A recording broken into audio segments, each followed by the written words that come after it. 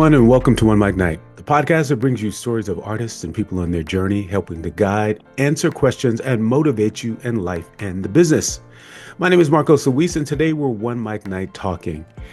We got a lot to talk about, and you know I'm here with your favorite co-host. He is the award-winning licensed clinical psychotherapist, Shane M. Tull. Welcome back, sir. Good afternoon, everyone. It's good to be back. How are you? I'm doing well. We took a little break, but a lot of Yes, stuff has happened in yes, the midst yes. of all Whoa, of yes, our yes, yes. lives, and that's what we're here to talk about. Everybody, please make sure you stick around for this episode because we've got some questions for you. We're going to be talking about what's going on in the world right now, and we're going to be talking a little bit deep about some things with death and grief and what's happening in the world.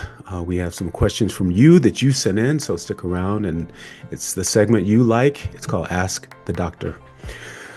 So, first of all, I just want to say I'm very grateful in my life. And we say that, and we don't say it loosely. I mean, I take it to heart, and I'm very grateful for the things that have happened in my life. I'm grateful for, it's no secret that I have a 9 to 5 job, a part-time job in a restaurant. And it's supported me all these years to do One Mic Night since its inception 18 years ago.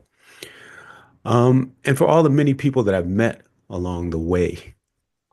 So I say that to say that, you know, we should be grateful for all the blessings that come in our life, and to have life in general is one of the things to be grateful for.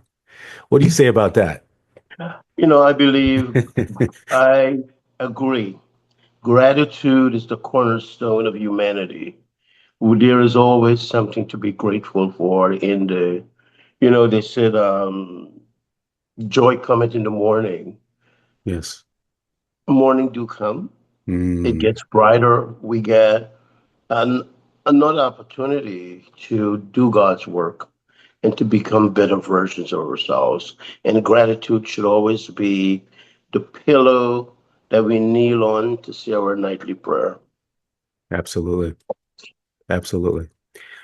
We have some crazy things happening in the world right now. We are still dealing here in the United States. I know our viewers are from all over the world, but here in the United States, our presidency has given us a lot of things to think about in the way we live our life, what the American democracy stands for, um, the Constitution that we have upheld, and now we see things being dismantled in the United States. A lot of people are living in fear. A lot of people are living in uncertainty, economic despair, which is almost unprecedented, in the United States in the last, uh, 70 years or so. We've had a couple of recessions, but it's a lot deeper than that right now. But I think it's important for us to point out that those recessions happen because of market value and other stuff. This what we're going through is handmade, handcrafted, um, ill imposed on us. And I really believe that the fact that one person can change the trajectory of the whole world is very disturbing. Very disturbing. With no ideology, with no concept, with no explanation, just because they want to shake things up, for the lack of a better word, while making millions for themselves. This is what greed is, and I think this is one of the things that the Pope talked about through through his tenure as Pope, that we should be kinder and gentler, and we should go out into the world and help the people that are less fortunate. I think if Jesus was on earth today, he would definitely be hanging out with the migrants and Absolutely. destitute. And I believe, I mean, one of the things I love about the Pope, he said, the church is a field hospital.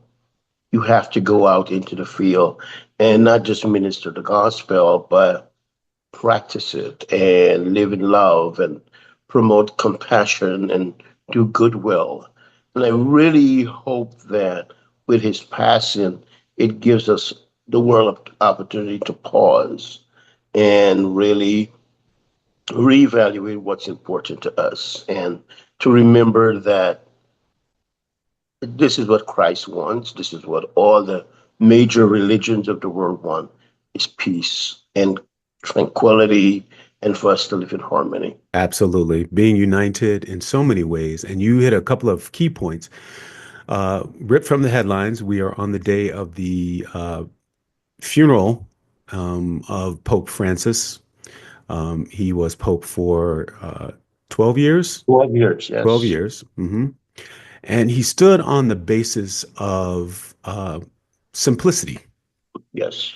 He did not want to be known as one of the popes or people who were so high up and so untouchable. He wanted Mhm. to be with everyone else, which is the way he was buried, which is, he denounced all those things. He wanted to embrace immigrants and diversity. And today on the news, if you look, I don't think I've ever seen a memorial that was as diverse as Yes. his, Yes. bringing together so many people. I think that was so intentional and that really embodies the spirit of who he is in terms of really reaching out to the less fortunate and washing the feet of prisoners and really making the gospel something welcoming. I always think that sometimes in Christianity we make Jesus and God the boogeyman that tells us that there's no room for failure, and but that's why Jesus Christ came and died. So we are fallible and we should be able to say something that he always say, pray for me. Absolutely. Absolutely. And you said it, we're not perfect. We're absolutely not perfect. And you have to remember that we are full of failures and full of flaws and, imperfection. And Correct. living our life in the best way possible is what the teaching is. And I think that's in any religion across the Correct. board, Correct. and Correct. what we're looking for again, and I always say this, is wholeness, looking to be whole and living that Mhm. in the best way that we can. And Um, becoming better versions of ourselves every day. Absolutely. Along in that vein, we were talking about death, and death is something that we all experience in our lives. It's a cycle of life. It's something that some people fear, some people embrace. Um, to reach back to Pope Francis for just 1 second, his one of his mottos was, "I death is my sister. Death is Yes. my sister. I'm the brother of death." So he always embraced it. He always looked forward to what the afterlife would be because he's living his life in a way that would provide, something splendid. Splendid. He said Absolutely. that death is not the end, but the beginning of something. It's the beginning of eternity. And as I shared with you, my mom died a month ago, and one of the in preparing her obituary, one of the things I thought about was the things we do today echoes in eternity. Mm, yes. My mom died at 90 years old, and could you? I am the youngest of 14 children. So she has what 70 grandchildren, 55 great grands, and great grands. She got to see her third, fourth generation. I am a great uncle. Wow. Imagine that.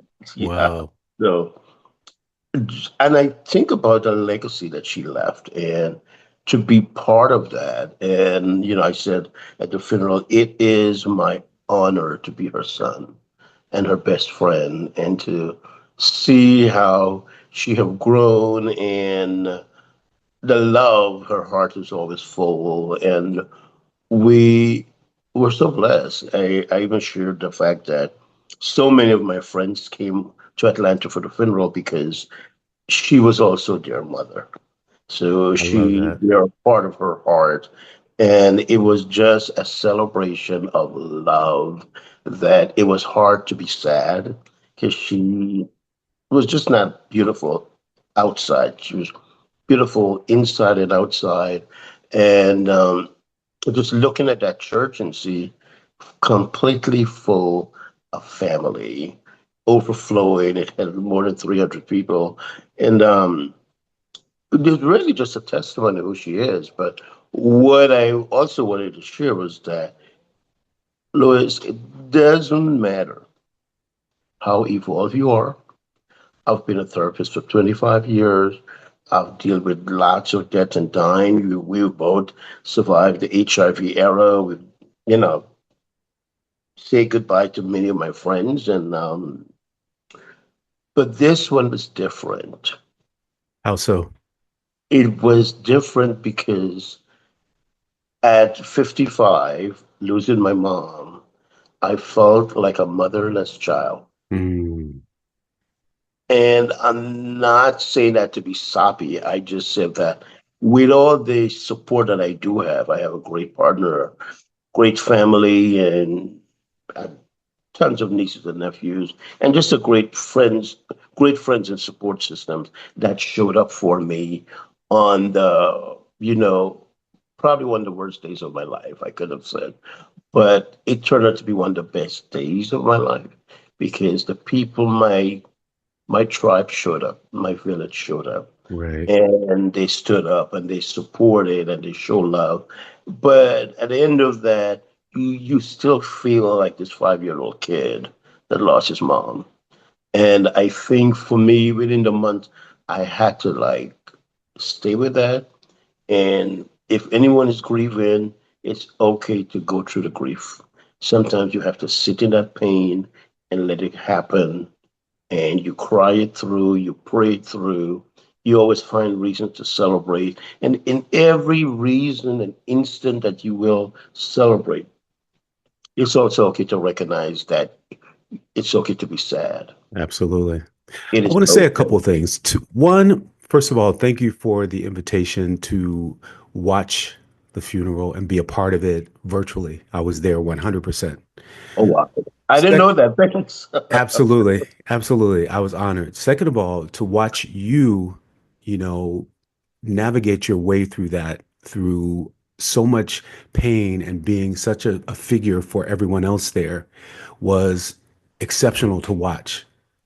I really, really have so much respect for you in that regard. You really did something special and it really touched my heart. So thank you for that. Thank you. Um, Third of all, I want to say, I want to get a little bit more into what you were talking about with grief. So, with death, there are 5 stages that we go through. And I want to go through this for people and we can make some comments on it as we go because you're the psychotherapist. So, it was categorized back in 1969 by a psychotherapist named Elizabeth Kubler Rosa. Ross. Right. Yeah. Russ. And the stages are denial, which Yes. is where you're sort of numb and you're in disbelief, Hmm. anger, where you're mad at someone or yourself Or God. or God, Yes. where third is bargaining, where you're, sort of saying, hopefully they're going to come back or, Hmm. there's some miracle is going to happen or something like that. The fourth is depression. You go through a Yeah. depression of all these feelings and not knowing what to do next.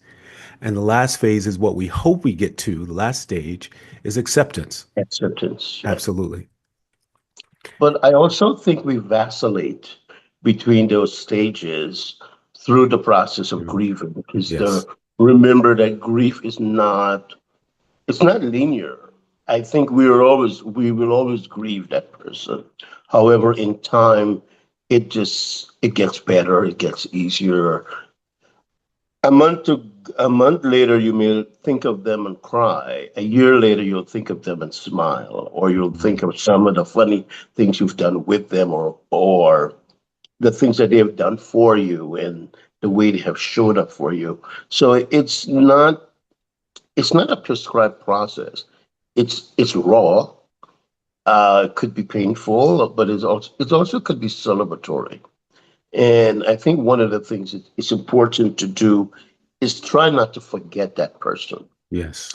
I think people die when we stop thinking of them, when we stop carrying them in our hearts. So, and it's okay to carry them in your heart. It's okay to have pictures of them in your house or on your desk or on your phone or have a momentum. Like right now, I'm wearing a chain I got from my mom as a momentum right on my heart. And that brings me comfort. So Absolutely. when I miss her, I do this, and it Yeah. really brings me comfort. And I'm really grateful for this opportunity to share with anyone that may be going through any kind of grief that it is okay to feel sad. It's okay to be a little angry at God. It's okay to be a little angry at the person that died. It's all part of the process. And people feel bad about being angry with God. I'm like, he's God. He's okay. Okay. Right. Yeah. He's okay with you being a little angry with him. And he understands. And I think that also gives us the opportunity to talk to God and to ask him for guidance and for Yes. comfort in your time of need and pain, because every grief is individual. It will never Absolutely. Absolutely. And in it's winter. learning. It's Yeah. learning. The thing we Yeah. don't want to do is, like you said, it's fine to have comfort. You have your necklace, your bracelet, your picture, your whatever. We don't want to get stuck there. We want to be able to work through this and continue with our life. We don't want to remain in a place of depression and anger and all these different stages, but we still have to be able to navigate our lives throughout that. Yeah. And you would think of the way that person lived their life and how they would want you Hmm. to live your life. And, my mom was full of life and always wanting to do something new or learn something new. And I really believe that I said to my siblings, let's continue to live out her legacy of love and compassion. And I don't know if you listen to if the sermon that the pastor gave, he really did his homework. Yep, I listened to the entire thing. He said she Exceptional. died the day she was conceived, Mm, sure did. March 24th, March 25th. 9 months from March 25th would be Christmas Day, and she was born on Christmas Day. So she had a full life. She was ordained. Her life was ordained, and I just keep remembering that this is a 360 moment. Her life was purposeful, and her legacy was just unbelievable. Like when my niece brought all the grandkids out at the end of it, I looked at it. I'm like, oh my God, this is half the church. Right. That's amazing. But that's my mom. She would have just the way we ended is what she would love. Everyone just being around her, supporting, loving her, and I just keep thinking, And oh, she's so, looking down from heaven, thinking about smiling. that moment, what is that? What, like in this moment now, what are you thinking? Yeah. Thinking about Oh, that moment. I look at that moment. I'm like, oh, what a legacy Yeah, that this it is because of this one human being. And yes, one person can change the world in so many ways. yeah, That absolutely. one human being had 14 children, and this is her legacy. And these are just like immediate siblings, children. It was, just looking at them like, wow, these are my family. This is my tribe. These are the people that holds me up, that we support each other. And I felt very confident that we're going to be okay. We are going to be okay. When we went to the burial plot, as they lower her casket, this powerful gush of wind came and just rackled the canopy we were sitting under. And I'm like, there goes my mom. She's on to heaven. She's letting us know it is well with her soul and we are going to be fine. And that's what I want to share, that it was a life well lived. We should have no regrets. All we can do is to honor the privilege of life as we have it and do the best we can with the gifts we have and just be good, be good people. Go out into the world and express compassion. And if there's anything you can do to help someone, do it, great or small, and just continue to. And I really think in the tenor and the climate that we're living in, I think that when we look at all the politics and everything, I think the only answer is love Absolutely. and It goodwill. it always comes back to that. Always comes back to that. Did your mother have any siblings that were older? No, my mom was the oldest. She's the oldest. My So mom now was who becomes the matriarch or the patriarch of the family? my aunt, who is in St. Vincent, and she is 87. Yeah. Yes. Interesting. Yeah. And there's a whole shift of dynamics now because, yep, Yes. the family that you knew, and now you're having a new family you're embracing. And sometimes, and I'm going to share this, people, we've talked about this before. Last August, I lost my aunt, my mother's sister, who was my second mother growing up, so she passed away and she was the matriarch of our family. So now my mother is the matriarch of the family. And where we were all sort of living our own separate lives and kind of divided, we've now all come together because of that death, that passing. So now we've all become a stronger family Yes. because of Yeah. that. And we see a And shift. it's great. And my mom did all of that. There Hmm. were folks that were divided, and she just brought everybody. Like one of my friends said, Shane, Christina brought all the children together today.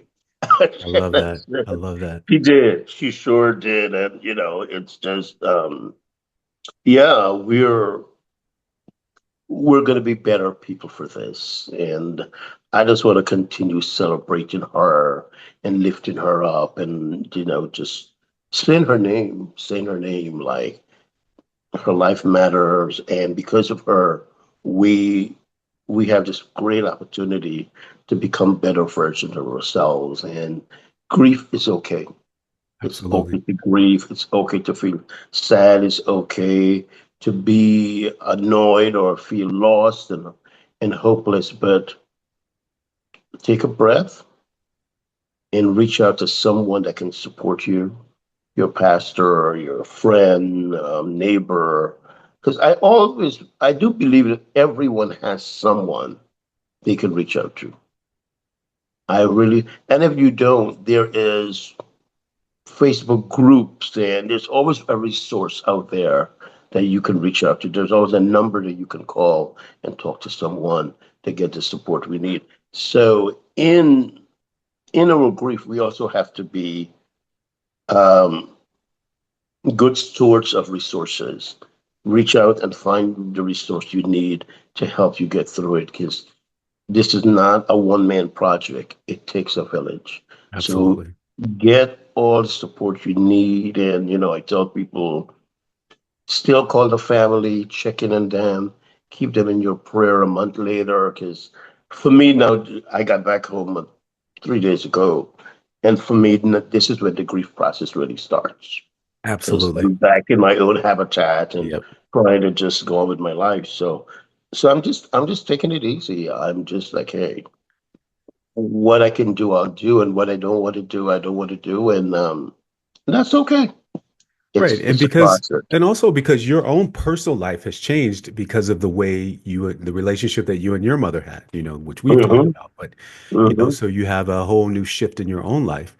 And I think you said it correctly. It's not only, your friends reaching out to you, but it's also you have to get to a place where you can reach out and get the Hmm. resources you need because it falls on you as well. If you're not feeling well, if you're feeling depressed, if you just want to talk, you need to find and surround yourself with those people who are your friends and those resources that you can talk to. And like you said, now we have apps, which, aren't necessarily the best thing, but it's something, It's a a resource. It's a resource. resource. It's a Yep. start. It's a start. You have the phone, the hotlines, you have, Yes, those yeah, type of things. And if you can afford, or some places can give you therapists, yeah. or whatever You have insurance. Reach insurance. out to your insurance and get some private therapy and just some grief work. I mean, you would be amazed how helpful six sessions could be Absolutely. just to give you that opportunity to vent. And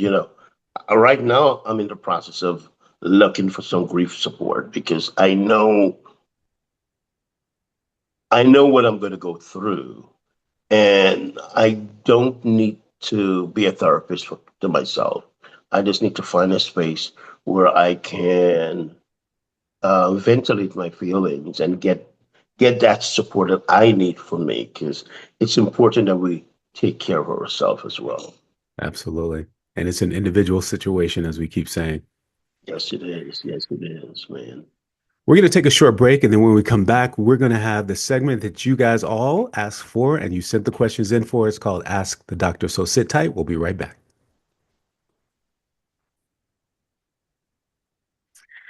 All right, we're back with the segment called Ask the Doctor. These are the questions that you guys sent in. And as I can see here, they're from all over the world. So thank you guys for all listening and tuning in to One Mic Night. Uh, Looking at these for the first time. So the first question is called The Roller Coaster. It's from Sarah in Seattle. She says, sometimes I find myself almost forgetting that my loved one is gone, and then it hits me all over again. Is it normal to keep going back and forth like that as I try to accept that death is truly a part of life? It is very normal, and you are going to have these. Like within the last month, I was still in Atlanta, and would normally stay at my niece's house, and my mom lived with my sister, and they're about 10 minutes apart. So every once I'm in Atlanta every day about 5 o'clock, I would get ready to leave my niece's house to go to my sister's house just to feed my mom for dinner. And through the month, it happened several times. I just keep running downstairs and oh, I gotta go see mom. And then my niece, we just look at each other and just start laughing because it dawned on us that, oh, mom is not there. But Oh, those are the things that makes you feel like sometimes you forget that they're no longer there. Because in your space, like I go to my sister's house, and the room that my mom occupied is, soon as you go in the house, it's a huge sunroom. See, it's always very bright, and I cannot pass that room. I stop and I look, and a part of me think, oh, she's going to be lying there. But those are the things that you will experience, and it's okay. It's okay. It reminds you that um, grief is a process. It takes mhm. time. Yeah. All right. Second question is from David from London, the UK. Shout out to the UK. Thank you for watching. This one he entitled Stuck in Sadness. David says, I feel like I should be over this by now, but the sadness still feels so strong. What are some of the ways people get really stuck in the grief, and what can I try to do to gently move forward? Mm. Gently move forward. I think for David, I'm so sorry for your loss, and I've been there where you're stuck in sadness. What I would strongly encourage for you to reach out to a support group, get some therapy, get some grief counseling, and really, but also think about your loved one and what would they want for you? Mhm. Would they want you to be stuck? Would they want you to be sad? And I doubt that that's what they would want. So use that as more or less a push to start getting your life back in order. And it could be just as simple as, if you miss them, write them a letter. Mm. Write them a letter. Um, if you're into art, paint, you could make a portrait or an abstract piece that represents them, but find a way that you can communicate to them. Or do you have a picture of them? Talk to the picture. Oh, so talk to God and ask Him to help you get through this process and recommit yourself to healing, because healing is a responsibility that we owe ourselves and being better versions of ourselves. So you also have to take that responsibility and not, because it's easy for us to put it in grief. I'm so sad I can't. Yes, you can.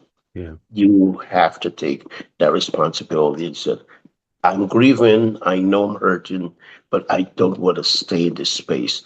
I have to do the work to move forward. So it's a responsibility that we have to take as well. absolutely. Well said.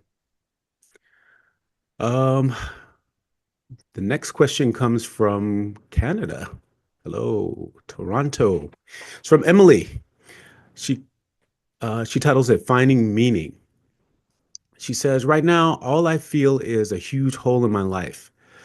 But have other people have gone through this found any other way that this loss has actually changed them or their perspective in a meaningful way eventually?" Interesting. Oh, I really like that, Emily. Yeah, me too. I I like really that. like that Yeah. because you can find meaning, you can recommit to the values of that person. Yes. Or if there was something particular about that person that they liked, like did they enjoy the arts or philanthropy or anything that you know they would like. One of the things I did when my dad died of cancer, I wanted to volunteer at the hospice, or I would just call and send stuff over. And so you carry on their goodwill. Find something that they were passionate about, or maybe an activity that you guys did together. You may want to do that, and in time, encourage or invite someone you care about to participate in that activity as well. So finding meaning is important, and once again, that personal life is meaningful, and I say is because I think people are still around, and I don't want to think of them in the past, but find out what's meaningful to them and celebrate that. Celebrate that. Tell them how you feel. I think we are we don't think that we can talk to the dad. You could talk to their picture. Like I look at my mom and I'm like, Mom, I miss you. I love you. Take flight. I always want to encourage her to soar and fly high because I really think that's where she is. But yeah, it's okay, and it's okay to say, Mom, today I'm sad, or my loved one, today I'm sad. But I'm not going to stay sad. I'm going to go out and walk in the sun and think something positive or do something good for someone. Do some volunteer work. Because if you think you're lonely and you're sad, trust me, there's so many people out there that don't have the resources that we do, that are in much more destitute positions. So you can also the meaning that you can find in this is to find something to do well. A homeless shelter, take some clothes, volunteer at the soup kitchen, a volunteer at the senior citizen center that where there are a lot of elderly people that needs somebody just to go in and talk with them or play bingo with them. These are Absolutely. the things that we find meaning. Absolutely. Yep. You have no idea. I mean, that was one of the things that I did when I was younger, to Right? just go to senior citizens' homes and talk to people. I would just go around and say, do poetry. I'm an actor. I did poetry, and you know how much joy that brings, and Absolutely. bringing them joy brought me joy. Another thing I want to Absolutely. say is, for her, start a foundation in that person's name. you Yes, know yes, it could yes. be anything from a yearly scholarship fund, or Mhm. a walk, you know um, to raise money, or anything that that person believed in, or lived Yes. for, or thought about. Yeah, you could do those things too. So good on you, Emily. I hope you take some of that advice. And Emily, I hope you were able to reach out to other family members or friends of that person and talk about how you feel because they may be feeling the same way too. And that way you can support each other through this process. Yeah, Absolutely. good. Next question is from Jessica from Chicago. Yeah, Chicago. This one's called Am I Okay? Titled Am I Okay? From Jessica. She says, I worry that my grief is lasting too long or that the way I'm feeling isn't right. What are some of the signs that maybe I need extra support to process all of this? Hmm. The fact that you're feeling the way you're feeling, honor your feelings. If you're feeling that the grief is lasting too long and you're not, and your stuff, you're not moving forward, please, I implore you to get some support. Call your insurance, reach out to your church. I mean, there's so many grief services out there. A lot of there are a lot of support services out there that you can reach out to, but be intentional about finding the help you need and talk to other people that have suffered this loss as well. If other family members, they may be feeling the same way or going through the same thing. So um, give voice to what you're feeling. And I believe that you're not the only person going through this in your situation. So, and just having that conversation, someone else would be like, I've been feeling the same way, or I've been wondering the same thing, and that also gives you this opportunity to work together. So, healing is an individual, but it's also a collective process. Mhm. Yes. It's important to recognize that we can heal together. Love it. We can heal alone, but we can also heal with support. And support is very, very important. So just reach out. There's always someone there that's willing to listen to you, listen to talk to you. And maybe at the end of the show we can put some resources, that some numbers that people can reach out to. But really honor yourself, honor your feeling, and it's okay. What you're feeling is okay. Feelings may not be facts, but feelings are valid. Valid. That's And it. it's important to validate those feelings, but get the support you need. Absolutely. All right. Last question we're going to take is from Los Angeles. Shout out to Los Angeles. This one is from Paul. He's titled this one, What is Acceptance? Everyone talks about acceptance, but what does that really feel like? Is it like suddenly being okay with everything, or is it more like a gradual thing that comes and goes? I think it's a gradual thing that comes and goes. Because some days you're gonna be like, okay, I'm cool. This happened. I'm all right. And then other days it's gonna overwhelm you. And so acceptance is that ebb and flow. It's all part of the five stages of a. You're gonna deny. You be anger. You're gonna deny. You're gonna um, bargain. You're gonna be depressed, and then you get to that acceptance stage.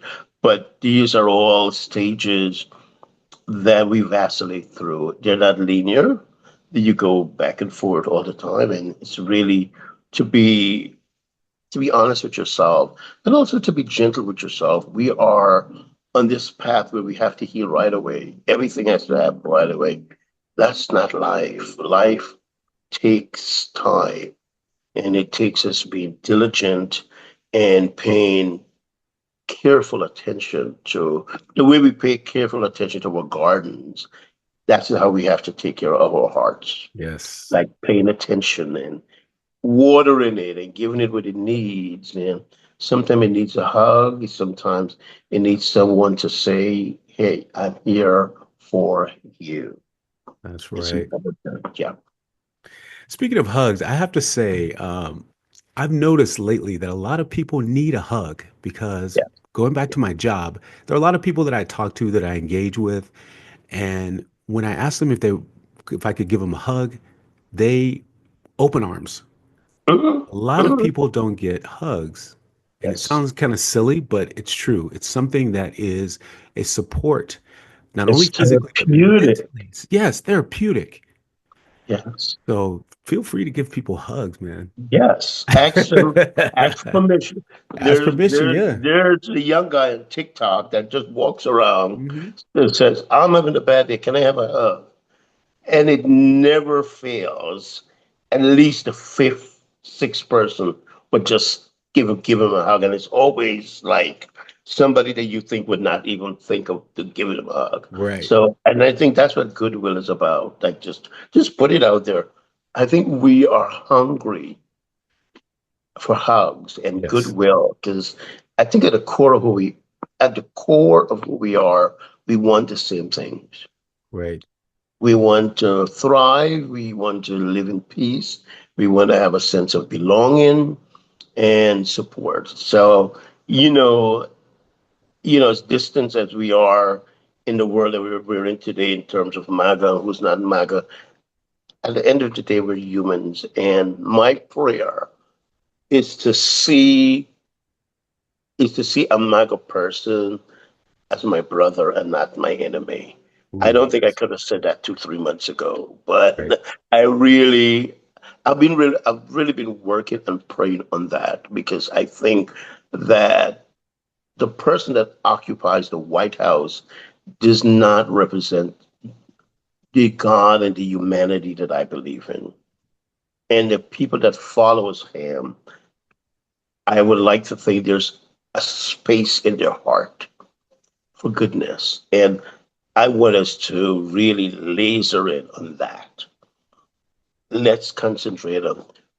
We don't have to agree on everything, but let's work on the things that we can agree on.